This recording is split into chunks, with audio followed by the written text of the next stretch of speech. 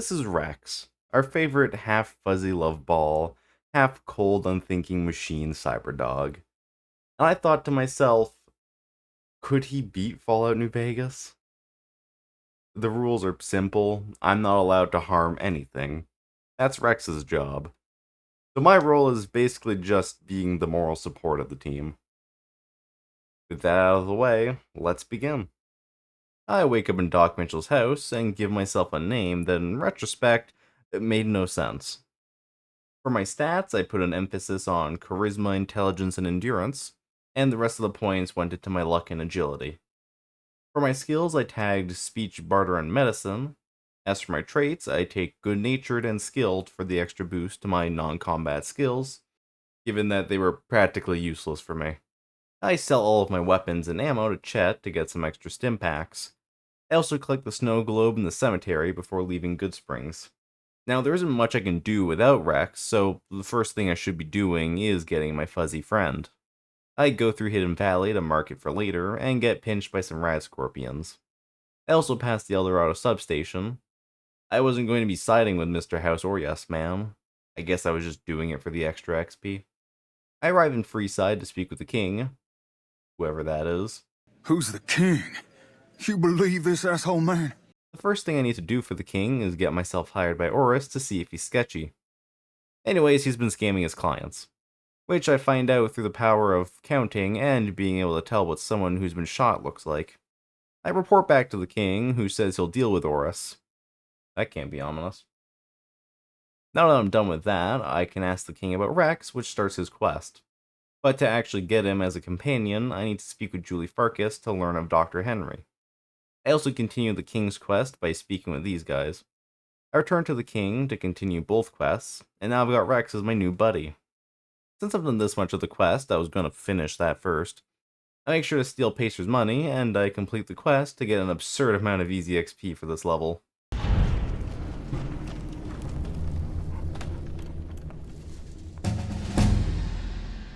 The skill points from each level are put in the speech, and I just take 2 ranks of the Swift Learner perk. I start walking at Jacobstown and watch Rex play with some mantises. Anti? I get a little bit too close to Dr. Henry for my comfort, while he tells me about which brains I can get. I was going to be getting Ray's brain for the bonus damage since it's arguably the best. I return to Goodsprings to follow the path of the main story. I fix Trudy's radio, and then I start Ghost Town Gunfight. I talk with Joe Cobb and get a little bit of XP from succeeding on a speech check, which lets me reach level 5. I max out my speech from that, and I start increasing my barter. I speak with Ringo to help him, and I recruit Sunny, Trudy, and Chet as well. But Rex is the one who does most of the work. I try to get enemies to focus on me, but not doing anything to harm the enemies makes them mostly try to attack the dog, mauling their ankles. With the town protected, I make my way to Prim and let Rex munch down on more escaped convicts. He's practically a police dog now. I was going to be letting the NCR take over the town, since they were the ones I was going to side with for this playthrough. On my way to Mojave Outpost, Rex chows down on more people, and gets to chew up some more bugs, to let me reach level 6. I increase my barter some more, and I take the toughness perk for the added defense. Rex still can't get enough bug slaughter, and decides to go off on his own to fight the local rad scorpion population. I get to Mojave Outpost and collect the quest from the 2 rangers, and Rex continues his rampage on the local wildlife, which lets me turn in the quest for a good amount of XP. This is also where I get distracted by a barrel, and I carried it all the way from Mojave Outpost, down the hill, and towards Nipton. I ignore most of the gunfire from the Vipers along the road. Why did I do this? Good question. The only answer I have is that Pasta Me is a weirdo. I carry my barrel up to Volpez, but he seems not to care for it, so I let Rex maul him. I also instigated the fight by punching him, since New Vegas doesn't give you the ability to order companions to attack someone. Now, you might be saying to yourself, "You're an idiot, you could just pickpocket someone and get them to aggro you." And yes, I know I am. I also realized I could pickpocket people way later in the run. I also lost Rex for a bit after I left Nipton and had to run from some enemies. But he came back later while I was distracted watching a caravan try to fight off an attack by some legionaries. The Legionaries won. I also didn't get the opportunity to fight the Legion at that camp nearby, because some NCR soldiers came to help. I also find these NCR soldiers trying to kill an immortal eldritch entity. The ultimate insult is to be spared.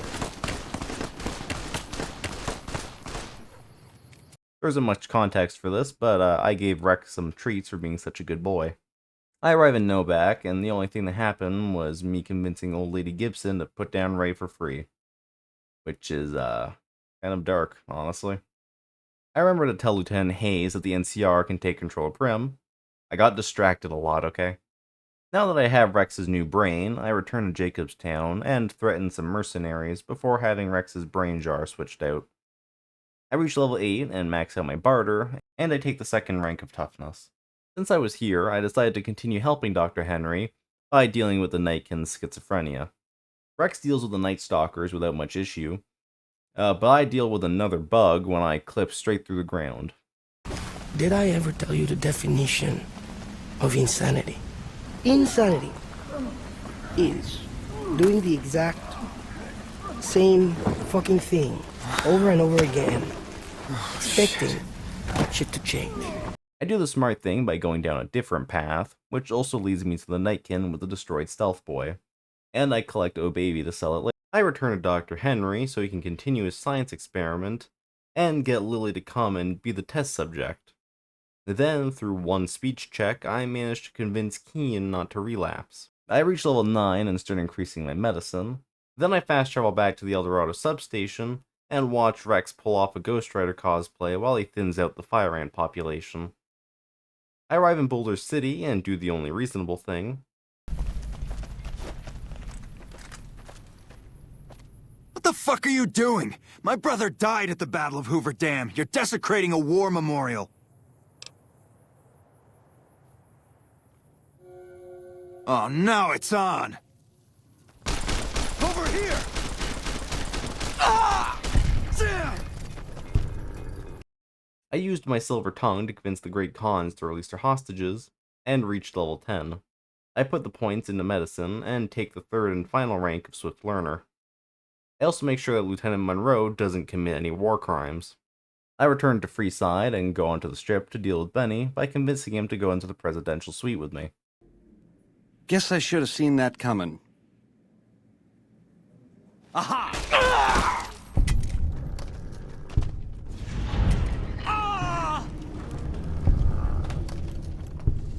I reached level 11 and almost got to max out my medicine, while Rex also got more treats for killing the guy with the worst assassination track record. Had enough? I also realized that the NCR troop that's supposed to deliver the note from Crocker never showed up as I left the tops.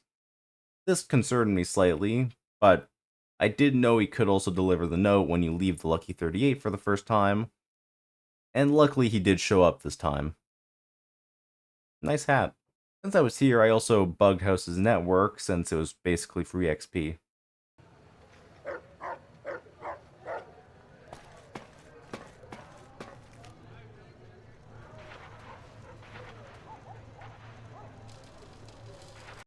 I go and speak with Ambassador Crocker to start the NCR's quest line. The first thing I need to do is go and recruit the boomers. But before I do that, my squirrel brain just remembered that I never turned in Ranger Ghost's quest. On my way to Nellis, Rex continues killing random animals and probably ruined someone's livelihood. I sick Rex onto George because free money is my favorite thing.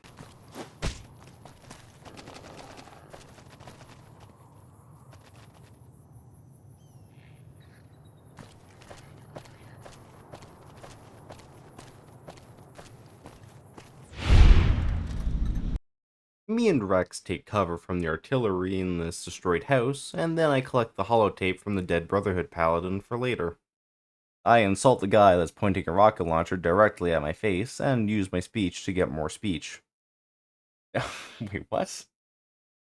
I have no clue what I meant there. Then I go and help Argyle with the 300 boomers, and I spoke with Loyal to fix the solar panels. I also convinced Jack to let me help him with his love life. Persuading him lets me reach level 12, so I max out my medicine and start working on my repair. I also take the Ferocious Loyalty perk, I really didn't know if it would do much, but most other perks are useless to me, since most of them rely on me attacking people to be useful anyways. I travel to the Crimson Caravan and tell Janet about Jack. Then I make more use of my speech skill to get Mother Pearl and whoever this is to let Janet go to Nellis. And you're welcome, Jack. I'm the best wingman, aren't I? Get it? I'm sorry. Rex gets to annihilate even more ants. For whatever reason, he seems to have an unbridled hatred for them. Then I use the sonic emitter to finish off the stragglers.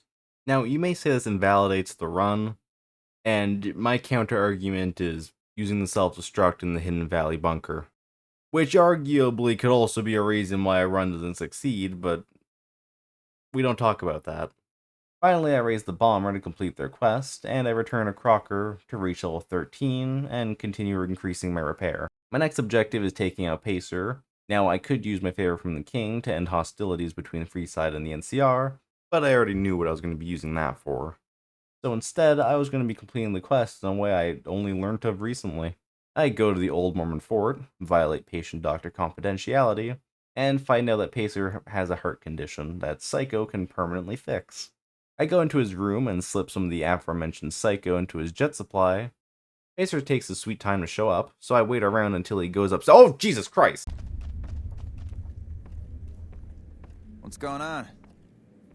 I speak with the King to turn in that favor, and to have an even better bond with Rex, I join the Kings. I get a fresh new haircut, and look at us. Just an Elvis impersonator and his dog. I return to Crocker and finish up his side of the quest by reaching level 14. I increase my repair even more, and take the Life Giver perk so that I can be an even better human meat shield. I head to the dam and speak with Colonel Moore. The first task she gives me is to deal with the Great Khans. Seems like everybody with a stake in the Mojave is gearing up for something big. Now, I may have helped them once, but doing so a second time is off the table. Mostly because I think their quest is boring as hell. So I steal some of this Khan's stuff and get them to try and kill me. Rex also seems to have gone distracted at some point and couldn't be bothered to help me. Hey! The Khans outside are the first enemies to genuinely pose a threat because of their numbers and pretty solid weaponry. This means that I was keeping a closer eye on Rex's health, since if he goes down, I'm kinda screwed, unless I can enter a new load zone or just run far enough away from the heal. I also helped Jerry the Punk in joining the followers of the Apocalypse, and I reached level 15 and decided to start increasing my science all of a sudden. I fast traveled to the Crimson Caravan to go to the New Vegas Medical Clinic. Stay out of the control room and enclosure or there's gonna be trouble. Got it?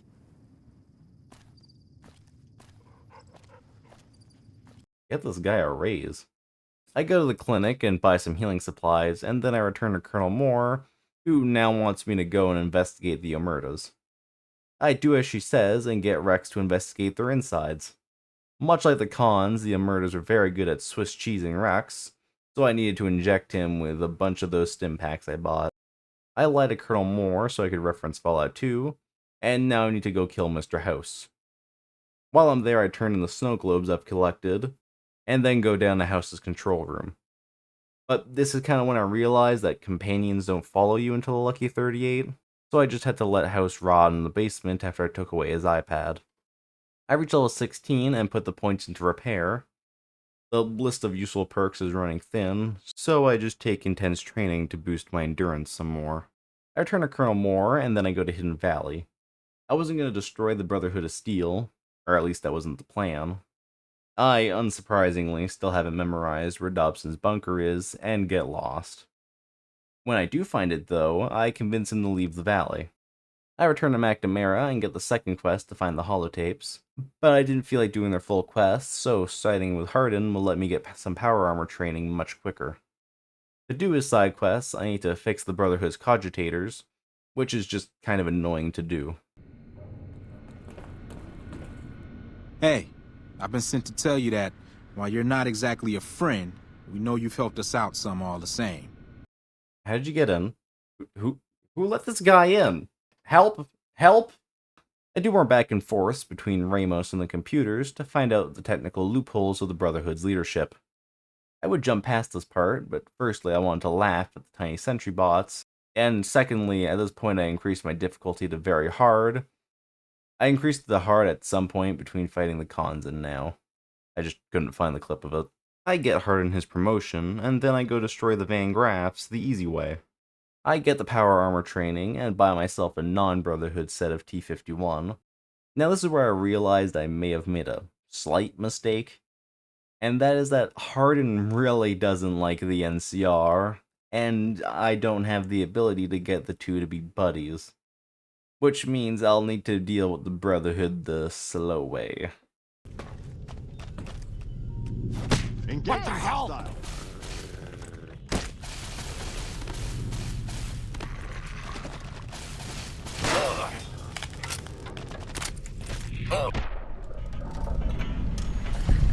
Turning Hardin into the Elder with the shortest time in his position lets me reach level 17 and max out my repair. The rest of the Brotherhood aren't too tough, surprisingly, or at least they wouldn't be if there wasn't so many of them. My new power armor protects me from most of their attacks, except for the Gauss rifles. They couldn't care less about the armor. But I did eventually deal with all the Brotherhood and return to the New Vegas Medical Clinic to buy as much healing supplies as I could. I did this for an IRL like 40 minutes maybe. I returned to Colonel Moore to let her know that a dog dealt with the Brotherhood and that the NCR couldn't. I spoke with Ranger Grant to protect the President and was going to stay as vigilant as possible. Report. We're all fine here now, thank you. How are you? Quit goofing off and clear the channel. I'll be damned if the President dies on my watch because you were screwing around. Bye. The Ranger and Rex deal with the first assassin, and then I convinced poor Private Jensen to let me look at the vertibird and disarm the bomb. I hand it over to Ranger Grant and tell him to make sure the President leaves as quickly as possible.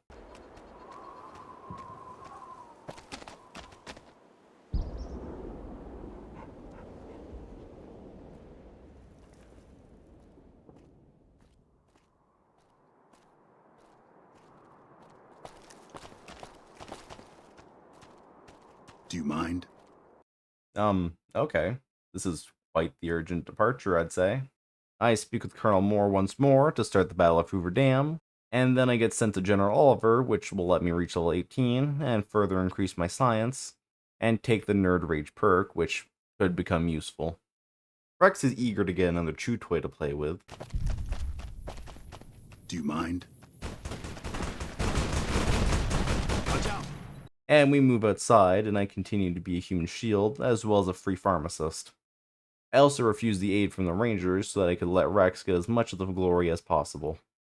That is until I lost track of him and found him barking at fire. He's got the spirit. Rex continues his rampage until the Laggots camp, where I see him pull off a pretty impressive throw for someone without opposable thumbs. I also realized at this point that I could help by blocking melee attacks that were aimed at Rex. Rex also became hyper-fixated on this specific Praetorian, but luckily this other one gave him a little boost so that he could kill him. I go up to the Laggot and bluff him into a 1v1. Yes, I could just convince him to retreat, but that's not fun now, is it? I continue trying to block the Laggot's attacks, but even though I'm wearing this heavy-ass suit of armor, Lanius tosses me around like a children's toy.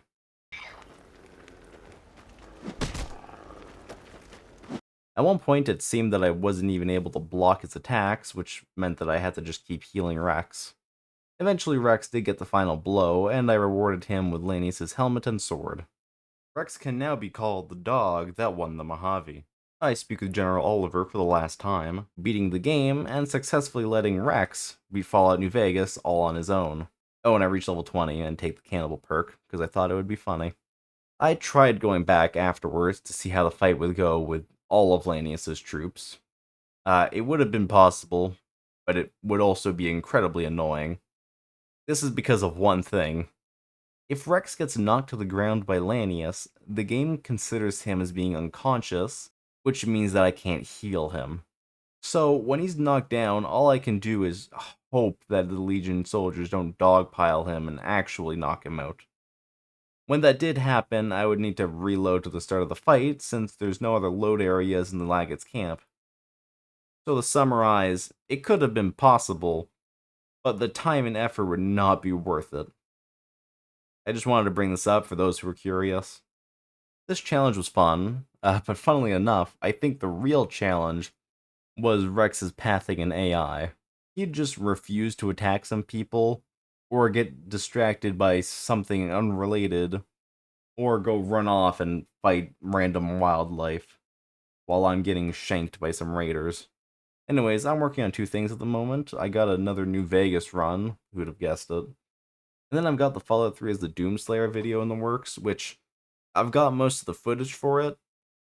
I want to try and maybe do a Baldur's Gate 3 video, but that would take time, given that it's a long game.